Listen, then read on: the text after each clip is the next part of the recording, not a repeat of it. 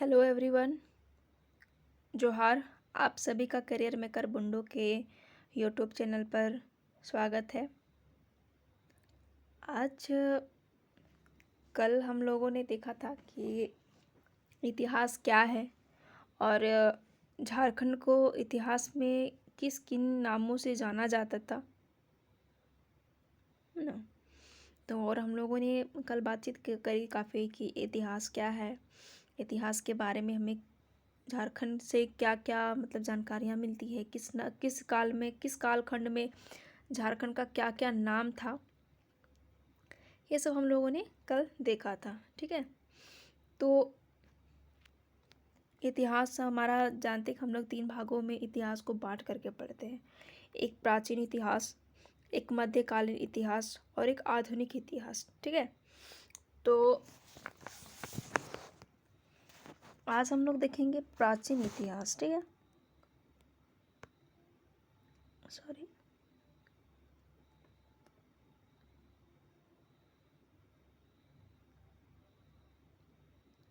यानी ancient history.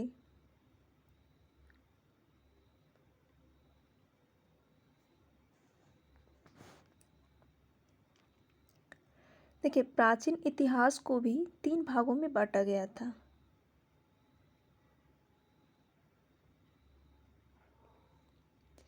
एक थी प्रागैतिहासिक,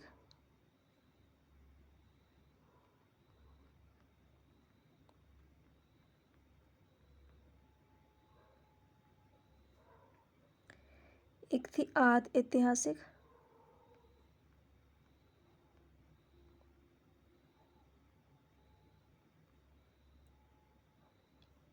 और एक है ऐतिहासिक। ठीक है, माफ़ कीजिएगा, यहाँ अच्छे से हो नहीं पाया कवर। ऐतिहासिक।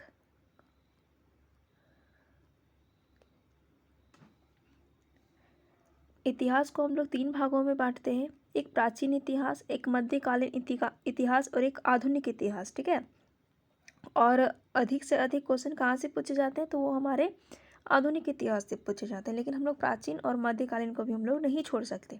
तो प्राचीन इतिहास को भी 3 भागों में बांटा गया, एक प्राग ऐतिहासिक, एक आद ऐतिहासिक और एक ऐतिहासिक। ठीक, यहाँ तक क्लियर है? कोई डाउट है क्या? नहीं। तो देखिए, प्राग ऐतिहासिक क्या है। तो प्राग ऐतिहासिक क्या है ना, कि इसमें कोई लिखित साक्ष्य नहीं मिलता है, कि ऐसा नहीं है कि कोई लिख के रख दिया उसको हम लोग पढ़ लेंगे। ठीक है, कुछ नहीं, इसमें कोई लिखित विवरण नहीं मिलता है। इसके लिए पुरातात्विक साक्ष्यों पर निर्भर रहना पड़ता है, उसे प्राग ऐतिहासिक काल कहते हैं। और आद ऐतिहासिक, इसको मैं कलर थोड़ा सा डिफरेंट कर देती हूँ ताकि दिखे।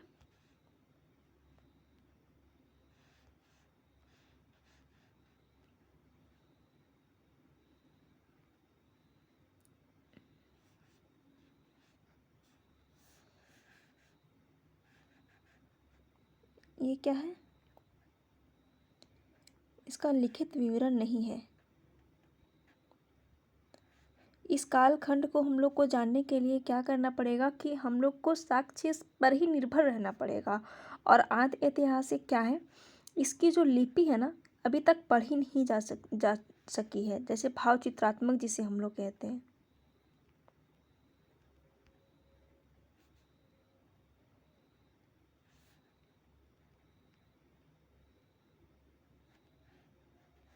ठीक, ये क्या हो गई, भाव चित्रात्मक, और इसकी लिपि आज तक हम लोग पढ़ नहीं पाए हैं। जैसे आपकी हो गई सिंधु घाटी सभ्यता की लिपि ना, आज तक उन्हें पढ़ा नहीं जा सका है। और ऐतिहासिक में क्या है कि जिसका लिखित विवरण है, जिसको हम लोग पढ़ सकते हैं, समझ सकते हैं, जान सकते हैं कि हाँ भाई ऐतिहासिक कालखंड में ये चीज़ें हुई थी। तो ये हो गई आपकी प्राचीन इतिहास के बारे में आपकी बैकग्राउंड। ठीक है, कि प्राग ऐतिहासिक क्या है, आद ऐतिहासिक क्या है और ऐतिहासिक क्या है। तो आज का जो हम लोग और झारखंड का जो टॉपिक है वो है प्राग ऐतिहासिक, कि प्राग ऐतिहासिक काल में झारखंड की क्या स्थिति थी, क्या दशा थी, क्या मतलब क्या था। तो आइए हम लोग शुरुआत करते हैं। तो आज हम लोग कहाँ बात करेंगे, तो प्राग ऐतिहासिक काल से ज़्यादा बात रहेगा। ठीक है, शुरुआत करते हैं।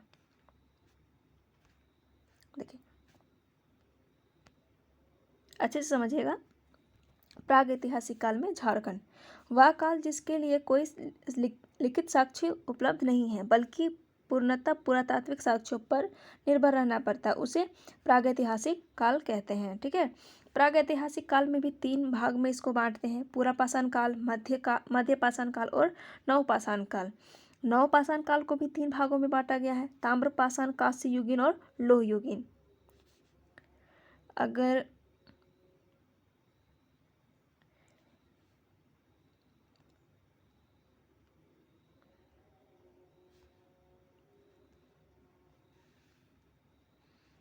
अब जानते हैं कि पुरापाषाण काल था क्या।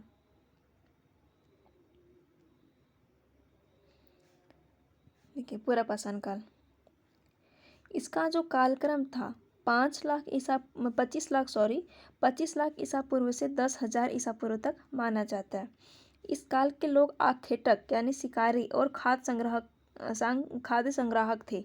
इस काल में कृषि का ज्ञान नहीं था तथा पशुपालन का भी प्रारंभ नहीं हुआ था। ठीक है। इस समय अगर बोला जाए पुरापाषाण काल को, तो ये क्या था, शुरुआती काल था। इस समय पत्थर से हथियार बनते थे, है ना, और जो लोग हैं वो शिकार करके यानी कि पत्थरों के औजार बनाते थे और उससे अपना शिकार करते थे। ठीक है। उसके बाद में उसी से अपना जीवन यापन करते थे, क्योंकि इस समय जो क्या था, वो आग का इस्तेमाल हुआ नहीं था। तो जाहिर सी बात है कि यहाँ पे इंसान कच्चे मांस को खा करके निर्भर रहना पड़ता था। इस समय कुल्हाड़ी, स्केपर, क्लेव आदि इसके साक्ष्य मिला है। और इसका अगर साक्ष्य बोला जाए कि पुरापाषाण काल का साक्ष्य कब मिला था, अगर आप लोग को डिटेल हिस्ट्री पढ़नी है तो आप लोग नीचे कमेंट कीजिएगा। ठीक है, कि हिस्ट्री, ठीक है, हिस्ट्री ये कमेंट कीजिएगा आप लोग।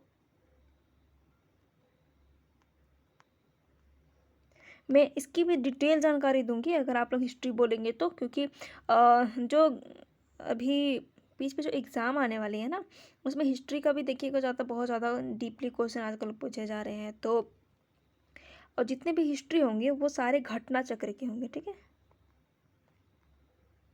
ये सारे घटना चक्र के होंगे हिस्ट्री के। तो अगर आप लोगों को क्लास चाहिए, अगर आप लोग इंटरेस्टेड हैं,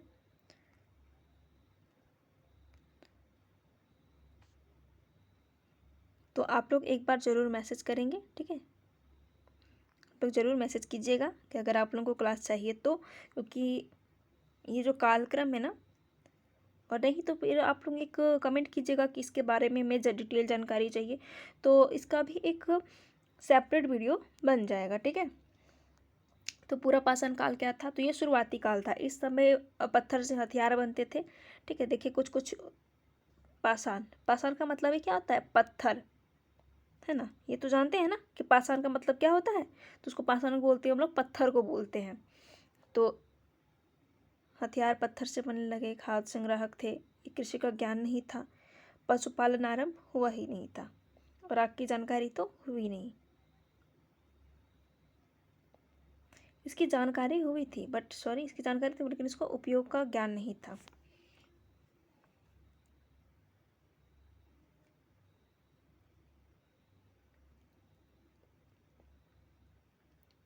झारखंड में इस काल के अवशेष हजारीबाग, बोकारो, रांची, देवघर, पश्चिमी सिंहभूम, पूर्वी सिंहभूम आदि के क्षेत्र से प्राप्त हुए हैं। हजारीबाग में पाषाणकालीन मानव द्वारा निर्मित पत्थर के औजार मिले। ठीक है। मई, देखिए ये न्यूज़ एकदम न्यू है ना। मई 2019 में भारतीय पुरातत्व विभाग रांची सर्कल ने लगभग 10,000 पूर्व पुराने पुरापाषाण काल अवशेष रांची, रामगढ़, सिमडेगा व पश्चिमी सिंहभूम से खोजा है। ठीक है, ये हो गई। और जो पुरापाषाण काल थी, उस समय के कुछ कुछ औजार ऐसे हुआ करते थे। देखिए, ये इमेज है ना, ऐसी इमेज हुई करती थी। देखिए, पुरापाषाण काल यहाँ पर तो समाप्त हो गया है, लेकिन एक बार फिर से मैं रिकॉल कर दूँ कि इसका कालक्रम जो था वो 25 लाख ईसा पूर्व से 10,000 ईसा पूर्व तक माना जाता है। इस काल के लोग जो हैं वो शिकारी थे, यानी कि खाद्य संग्राहक थे। इस काल में कृषि का ज्ञान नहीं था, पशुपालन भी प्रारंभ नहीं हुआ था। इस काल में लोग क्या करते थे कि बड़े बड़े पत्थरों से वो जैसे जानवर का शिकार कीजिएगा तो उसको आपको हथियार बनाना पड़ेगा ना, तो वो पत्थर से बनाते थे, ठीक है। और इस काल में आग का जानकारी हुआ था, लेकिन इसका क्या बोलते हैं, इसका इस्तेमाल नहीं जानते थे। और अगर इनका बोला जाए कि इनकी जो साक्ष्य पूरा पाषाण काल की अगर जो साक्ष्य बोला जाए ना, तो ये सोन नदी घाटी, बेलन नर्मदा घाटी में मिलते हैं। और भोपाल के भीमबेटका से ना, यहाँ से इसकी पूरा पाषाण काल की साक्ष्य मिलती हैं, ठीक है। और अगर पूरे भारत की बात कही जाए तो, और अगर झारखंड की बात कही जाए तो इस काल का अवशेष जो है हजारीबाग, बोकारो, रांची, देवघर, पश्चिमी सिंहभूम, पूर्वी सिंहभूम आदि क्षेत्रों से प्राप्त हुए हैं। और यहाँ से हजारीबाग से निर्मित पत्थर के औजार भी मिले हुए हैं। अब चलते हैं मध्य पाषाण काल।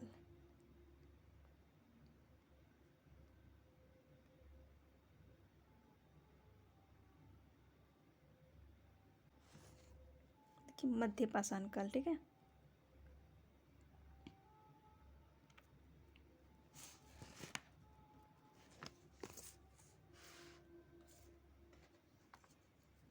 इसका कालक्रम 10,000 ईसा पूर्व से 4,000 ईसा पूर्व तक माना जाता है। देखिए कहीं कहीं कोई कोई बुक्स में ना 5,000 ईसा पूर्व तक भी माना गया है। इस काल में पशुपालन की शुरुआत हो चुकी थी। अब देखिए मध्य पाषाण काल क्या थी ना, कि ये एक संक्रमण काल थी।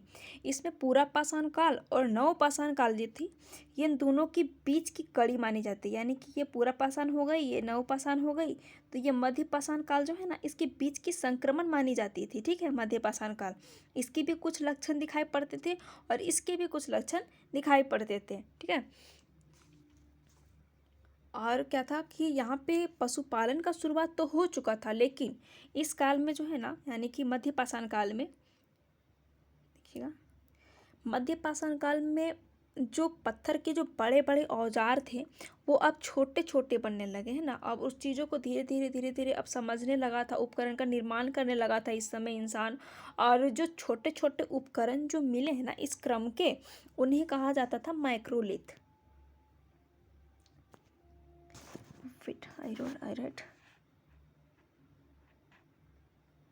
ये क्या कहे जाते थे, तो माइक्रोलिथ। तो माइक्रोलिथ किन्हें कहा जाता था, तो इनको, ये छोटे पत्थर के जो औजार बनते थे ना, उन्हें कहा जाने लगा माइक्रोलिथ। बड़े बड़े औजार को वहाँ पे कोई नाम तो नहीं दिया गया था, लेकिन यहाँ पे आकर के जब औजार जब छोटे बनाने लगे तो उनका नाम पड़ा माइक्रोलिथ। उनका नाम क्या था, माइक्रोलिथ था। किनको बोलते थे, छोटे छोटे पत्थर के जो उपकरण थे। और अगर इनकी बात करें कि इनके अवशेष पूरे भारतवर्ष में अगर बोली जाए, तो इनकी जो थी वो मध्य प्रदेश के आदमगढ़, ठीक है, और राजस्थान के बागों में मध्य पाषाण काल के पशुपालन को दर्शाते हैं। और अस्थि पंजर का पहला अवशेष प्रतापगढ़ उत्तर प्रदेश से प्राप्त हुए। और मध्य पाषाण काल, इसी काल में लोगों ने कुत्तों को पालतू पशु बनाया था, ठीक है। कुत्ता पालतू पशु कब बना, तो ये मध्य पाषाण काल में बन गया था, ठीक। सबसे वफादार जानवर यही होता है, कुत्ता, इसे याद रखिएगा। कृषि के पशुपालन शुरुआत हो चुकी थी, ठीक है। इसके अवशेष मैंने बताया कि मध्य प्रदेश और राजस्थान के बागों से मिलते हैं। और झारखंड का संदर्भ हम लोग को ज़्यादा इसमें थोड़ा ध्यान देनी है, तो दुमका, पलामू, धनबाद, रांची, पश्चिमी सिंहभूम एवं पूर्वी सिंहभूम आदि क्षेत्र में प्राप्त हुए हैं। अगर भारत के संदर्भ में पूछा जाए तो मध्य प्रदेश और राजस्थान, और झारखंड में पूछा जाए तो दुमका, पलामू, धनबाद, रांची, पश्चिमी सिंहभूम और पूर्वी सिंहभूम आदि क्षेत्रों से प्राप्त हुए हैं, ठीक है। ये थी मध्य पाषाण काल। पूरा पाषाण काल में क्या थी कि वहाँ बड़े पत्थर थे, ठीक है, और वो लोग आग का आविष्कार तो हो चुका था, लेकिन वो लोग प्रयोग नहीं जानते थे। और मध्य पाषाण क्या था, तो इनका जो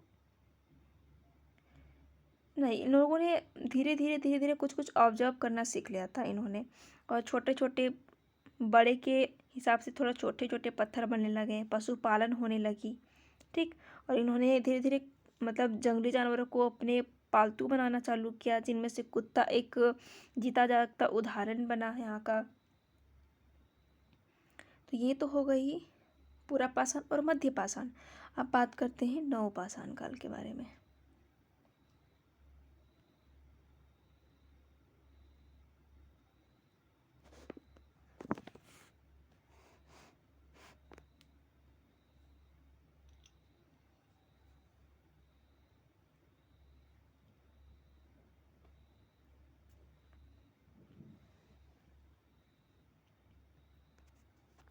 देखिए, इस कालक्रम का जो कार्यकाल है वह 10,000 ईसा पूर्व से 1,000 ईसा पूर्व तक माना जाता है। ठीक है, इस काल में कृषि की शुरुआत हो चुकी थी। अब क्या था ना कि नवपाषाण काल भारतीय इतिहास में मनुष्य के विकास का काल था। ठीक, मनुष्य अब क्या है, चीज़ों को समझ चुका था, औजार भी विकसित कर चुका था।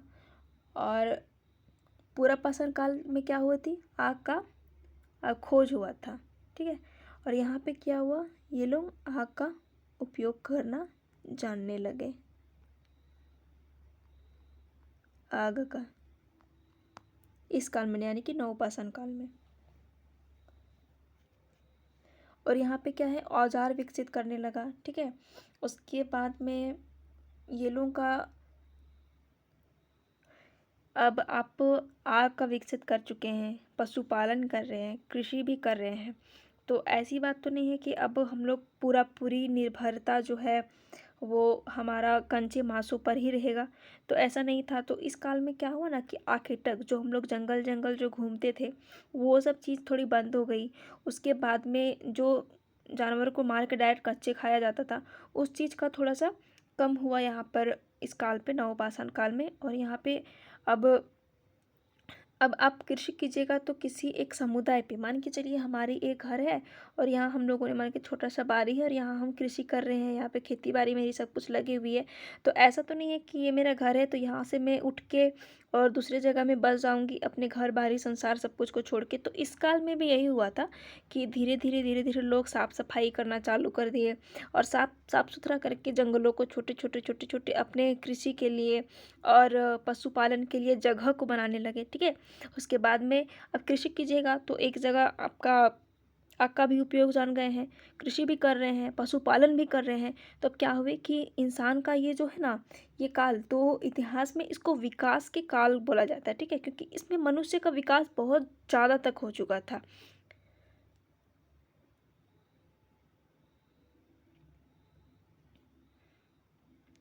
यहाँ तक कोई दिक्कत है क्या?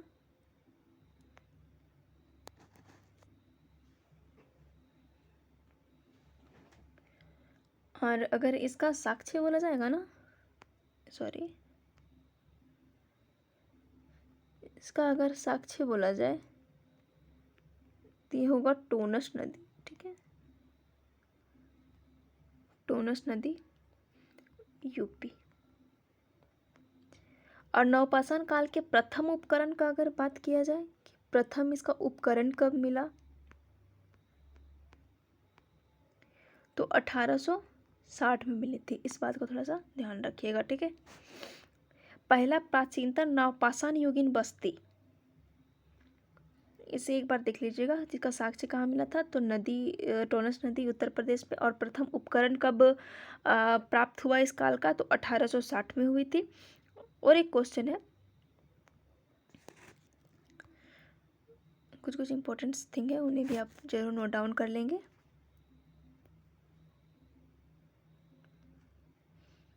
पहला प्राचीनतम नवयुगीन बस्ती है ना,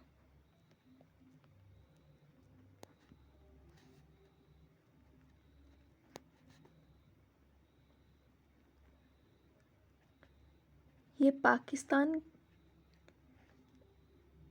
के बलूचिस्तान में स्थित है।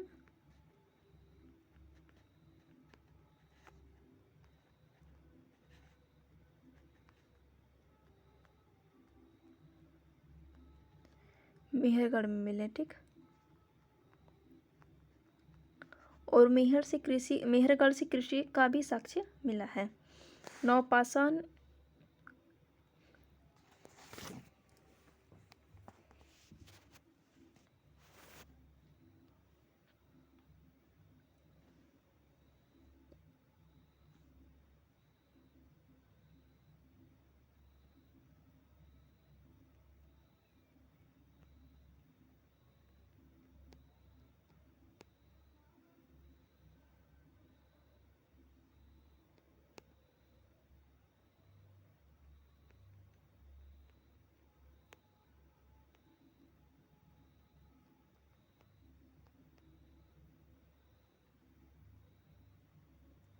सॉरी, नवपाषाण काल स्थल जो है वो बुर्जहोम और बुफटराल मिला है। ठीक है, नवपाषाण काल के जो दो शहर हैं या फिर स्थल हैं वो क्या है, बुर्जहोम है और एक ये यहाँ पे नहीं हट रहा है तो मैं यहाँ ऊपर में लिख दे रही हूँ। ठीक है, क्योंकि एक बार कट करने के बाद सारे मतलब इरेज हो जाते हैं। बुफटराल यहाँ पे मिले हैं, एक बुर्जहोम में एक बुफटराल में। और यहाँ तक हो गया। और ये जो बुर्जहोम है ना, यहाँ पे कुत्तों को साथ में दफनाने का भी साक्ष्य मिला हुआ था। तो आइए हम लोग झारखंड के संदर्भ में थोड़ा जानते हैं।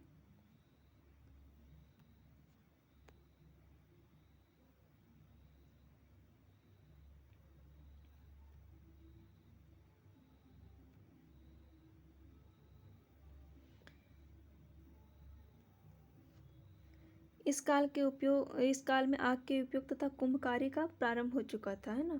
अवशेष अगर पूछा जाए तो रांची पहले बता चुकी थी आकार कुंभ कार्य के विषय में। लोहरदगा पश्चिमी सिंहभूम, पूर्वी सिंहभूम आदि क्षेत्रों से प्राप्त हुए हैं। छोटा नागपुर के इस काल से 12 हस्त कुठार पाए गए हैं।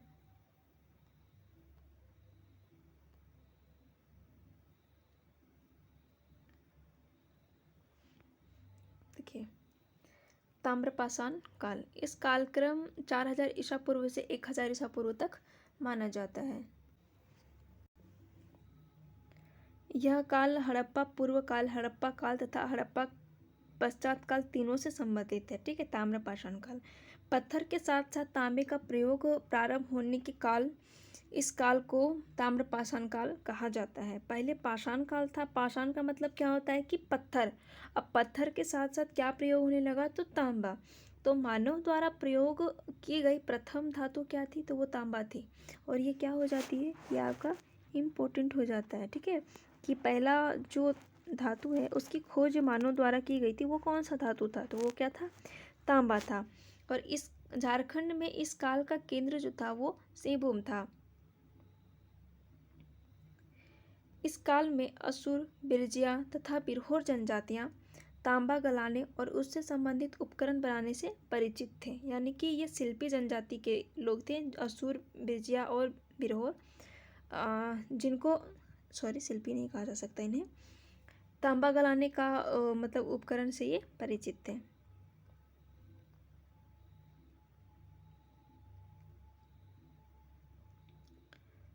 झारखंड के कई स्थानों से तांबा की कुल्हाड़ी तथा हजारीबाग के बाहरगंडा, है ना, बाहरगंडा से तांबे की 49 खानों के अवशेष प्राप्त हुए हैं। ये थी ताम्रपाषाण काल। ताम्र युग या फिर तांबा युग, इस युग में तांबा से निर्मित औजारों का प्रयोग प्रारंभ हुआ। इस युग में असुर, बिरजा, बिरहोर जनजाति द्वारा तांबों के खानों से अयस्क निकालकर व उससे गलाकर विभिन्न उपकरणों का निर्माण किया जाता था। ठीक, ये हो गई आपकी ताम्रपाषाण काल।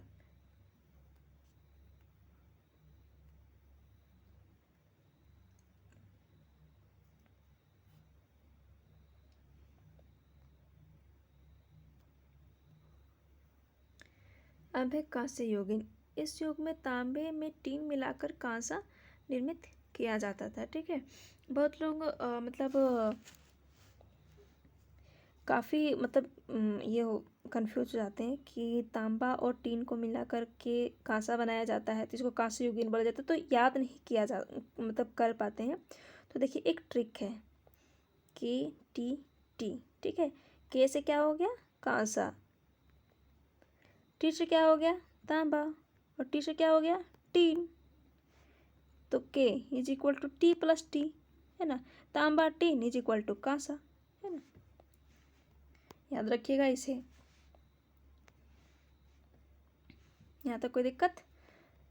इस युग में तांबे टीन मिलाकर उससे उपयोग तांबा और टीन मिलाकर कांसे का निर्माण किया जाता था और इससे उपकरण का उपयोग किया जाता था। ठीक है, छोटा नागपुर क्षेत्र में असुर, झारखंड की सबसे प्राचीनतम जनजाति, तथा बिरजा जनजाति कांस्य युगीन औजारों के प्रारंभकर्ता माना जाता है। देख लीजिए दोस्तों, कितने पुराने हमारे जो झारखंड के जनजाति हैं वो किस समय से कार्यरत हैं। अब है लोहा युग। लोहा युग, इस युग में लोहा से बने उपकरणों का प्रयोग किया जाता था। झारखंड के असुर तथा बिरजा को जनजाति को ही लोह के निर्मित औजारों का प्रारंभकर्ता माना जाता है। असुर तथा बिरजा जनजातियों में उत्कृष्ट लोह तकनीक का विकास किया। इस युग में झारखंड का संपर्क सुदूर विदेशी राज्यों से भी था। झारखंड में निर्मित लोहे को इस युग के मेसोपोटामिया तक भेजा जाता था, जहां दमिश्क में इस लोहे के तलवार से निर्माण किया जाता था। यानी कि इस युग का जो यहाँ से जो तलवार बनता था वो मेसोपोटामिया तक भी भेजा जाता था। आइए आगे चलते हैं।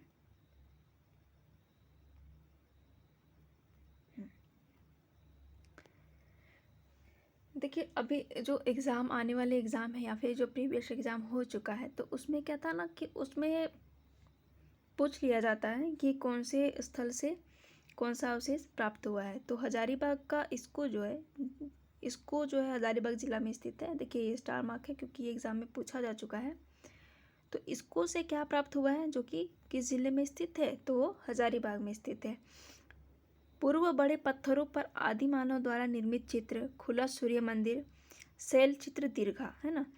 इसको के शैल चित्र दीर्घा में नक्षत्र मंडल, अंतरिक्ष यान एवं अंतरिक्ष मानव के चित्र अंकित है। इसको गांव में बर्फ आयु यानी आइस एज की गहरी भूमिगत गुफा स्थित है। ठीक है, ये पूछा गया क्वेश्चन है, इसीलिए स्टार मार्क क्वेश्चन है। आप इसे याद रखिएगा, बार बार पढ़िएगा तो ये खुद आपका रिकॉल हो जाएगा। सीतागढ़ा पहाड़, ठीक है, ये भी किस जिले में स्थित है, तो ये हजारीबाग जिले में स्थित है। 6ठी शताब्दी में निर्मित बौद्ध मठ के अवशेष हैं। विशेष रूप से बुद्ध की 4 आकृतियों से युक्त एक स्तूप तथा काले भूरे बलुआ पत्थर की सुंदर स्त्री की खंडित प्रतिमा, यानी कि यहाँ पे ये चीज़ मिली हुई है सीतागढ़ा पहाड़ से। और चीनी यात्री फाहियान द्वारा भी इसका उल्लेख मिलता है सीतागढ़ा पहाड़ का। और दूध पानी ये भी किस जिले में स्थित है, तो हजारीबाग में। 8वीं शताब्दी के अभिलेख इससे मिले हुए हैं। सरैया, रहन और दहोंगी ये भी कहाँ पे है, हजारीबाग जिला में। पाषाणकालीन पत्थर के उपकरण, मध्य पाषाणकालीन भाला व कुल्हाड़ी मिले हुए हैं। और 12 गंडा, अभी पिछले में भी देखे थे कि 12 गंडा कहाँ पर है, तो ये भी हजारीबाग में है। और यहाँ पे तांबे की 49 खानों के अवशेष मिले हुए हैं।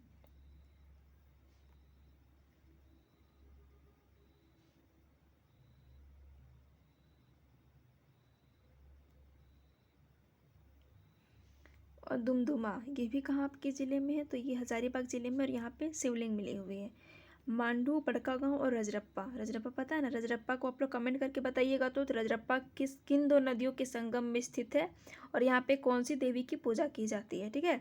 और ये किस ज़िले में पड़ती है, ये हजारीबाग। जब अभी मांडू और जो रजरप्पा है अभी वह रामगढ़ जिला का हिस्सा है, जबकि बड़कागांव जो है हजारीबाग जिला का स्थित है, ठीक है। मांडू, बड़कागांव और रजरप्पा जब हजारीबाग जिले में थे उस टाइम की डाटा है।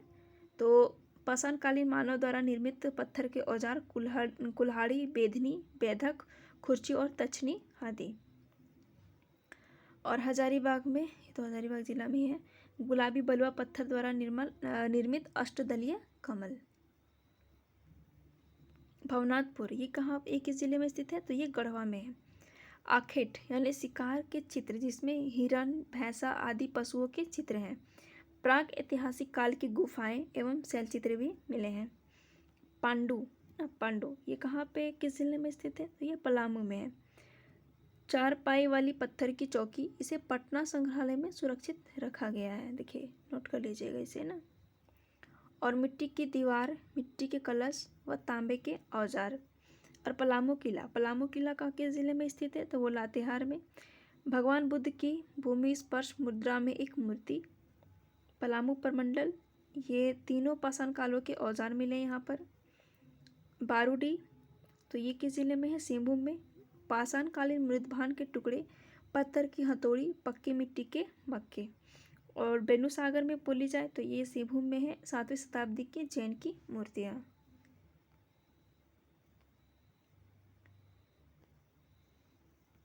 चक्रधरपुर, तो ये कहाँ पर है? पश्चिमी सिंहभूम में। यहाँ पे नवपाषाणकालीन चाकूनुमा धारदार पत्थर मिली हुई है।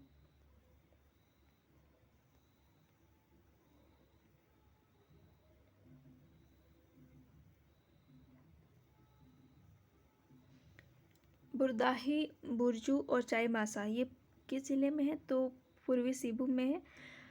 नवपाषाण काल के पत्थर के कुदाल, छैनी, चाकू, पोलिस्तार छैनी, ये सब चीज़ मिले हुए हैं। बोनगरा ये कहाँ पे है? पूर्वी सिंहभूम में। तो हाथ से बने मृदभांड, पत्थर के मनके, कुल्हाड़ी, वलय प्रशस्तर यानी रिंग स्टोन। बानाघाट ये कहाँ पर है? तो पूर्वी सिंहभूम। नवपाषाणकालीन पत्थर, काले रंग का मृदभांड। लोहरदगा ये भी, लोहरदगा ये जिला ही है। प्रागैतिहासिक कालीन कांसे की प्याला। नामकुम ये रांची जिले में स्थित है। तांबे एवं लोहे के औजार तथा बाण के फलक। मुरद ये कहाँ पर है? खूंटी। तो तांबे की सिकड़ी यानी कि चेन और कांसे की अंगूठी, गांव देहात में देखे ना सिकड़ी मतलब लेडीज लोग पहनती हैं, दादी लोग, ठीक है।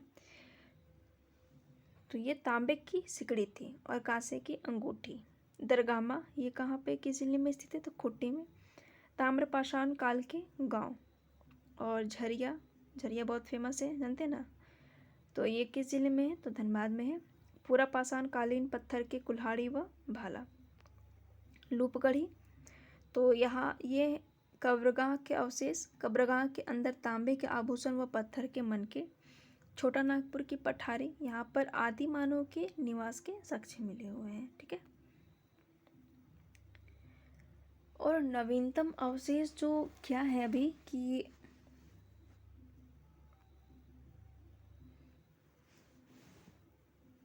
ये अभी हाल ही में एक न्यूज़ आया था नोटिया पलामू से कि यहाँ पे जब कोई कोई थे जो अपना घर बनाने के लिए शायद खुदाई करवा रहे थे, ठीक है ना। तो उस टाइम औरंगजेब कालीन सिक्के मिले हुए थे, ठीक। तो ये नोडिहा जो है वो पलामू में है। पलामू जिले के पांकी प्रखंड के में स्थित नोडिहा गांव से मिट्टी के सुराही में 102 चांदी के सिक्के मिले, जिसमें पुरातत्वविदों ने अध्ययन करके बताया कि औरंगजेब कालीन सिक्के हैं, ठीक है। तो ये हो गई आपकी नोडिहा के बारे में जानकारी। और पलामू, तो पलामू जिले के सीसई प्रखंड स्थित ऐतिहासिक नवरत्नगढ़ की पुरातात्विक खुदाई में एक प्राचीन भूमिगत महल की संरचना मिली है। भारतीय पुरातात्विक सर्वेक्षण विभाग के अनुसार यह लगभग 600 वर्ष पुरानी संरचना है। इसके अतिरिक्त खुदाई में कई प्राचीन अवशेष भी मिले हैं। इनमें ये जो नोट करके लिखा हुआ है इसे आप ईपीआई ही मान लीजिए, क्योंकि नवरत्नगढ़ को 2019 में राष्ट्रीय पुरातात्विक धरोहर घोषित किया गया है, ठीक है। तो ये हो गई आज की टॉपिक। तो यहाँ तक में आप लोगों को किन्हीं को कोई दिक्कत है? लोगों ने आज प्रागैतिहासिक काल के बारे में, पूरे झारखंड के बारे में और थोड़ी बहुत क्या बोलते हैं कि पूरे इंडिया के बारे में थोड़े से हम लोगों ने जानकारी हासिल करी है। अगर आप लोगों को हिस्ट्री के बारे में ऐसा ही अगर जानकारी चाहिए तो मैं घटना चक्र से कवर अप करवाऊँगी, जो मतलब जितने भी प्रीवियस एग्ज़ाम में पूछे जाते हैं सबसे बढ़िया जो पीवाईक्यूज़ का कलेक्शन बोले तो वो क्या है, हमारा घटना चक्र ही है, ठीक है। तो यहाँ तक में किन्हीं को कोई दिक्कत है आप लोग कमेंट जरूर करें। और मैंने क्वेश्चन भी पूछा है कि रजरप्पा किस नदी के संगम पर स्थित है और यहाँ किन देवी की पूजा की जाती है और ये किस ज़िले में स्थित है, ठीक है। आप लोग ज़्यादा से ज़्यादा एक्सप्लेन कीजिएगा, जिनका कमेंट अच्छा होगा उनको पिन किया जाएगा, ठीक है। आप लोग टेलीग्राम चैनल में भी इसका आप आंसर कर सकते हैं। आप लोग ज़्यादा जानकारी के लिए और वीडियो की नोटिफिकेशन के लिए हमारे यूट्यूब चैनल को भी सब्सक्राइब कर सकते हैं और टेलीग्राम चैनल पर भी जुड़ सकते हैं। टेलीग्राम चैनल पर आप लोगों को यूट्यूब के क्लास की नोटिफिकेशन मिल जाएगी, ठीक है। और पीडीएफ के लिए भी ज्वाइन कर सकते हैं करियर मेकर बुंडू के ऑफिशियल यूट्यूब चैनल और टेलीग्राम चैनल को। तो फिर मिलूँगी मैं आपसे एक नए वीडियो के साथ, तब तक के लिए नमस्कार, धन्यवाद, जोहार।